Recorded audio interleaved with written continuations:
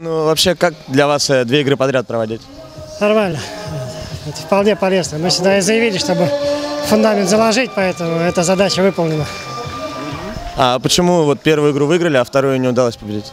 Исключительно плохая реализация. В первом тайме забивали. Ну, в принципе, в первом тайме тоже мало забили из того, что должны были. Но в первой игре этого хватило, а во второй нет.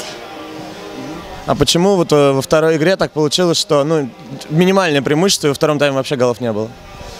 Ну, недостаток концентрации, алкоголь, возраст. Выбирайте. А каково играть против команд, которые с первого этапа пробили сюда? Ну, на самом деле большой разницы нет. Наша команда в пляже футбол играет второй турнир, поэтому разница между теми, у кого первый турнир и второй, не так велика. Поэтому нормально, хорошая команда, хорошая игра. А до турнира вообще знал что-нибудь о них? А об этом сопернике нет. Нет.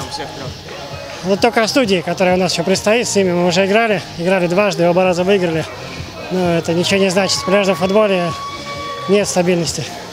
То есть, в принципе, следующего соперника вы хорошо знаете? Да, достаточно хорошо. Все, спасибо.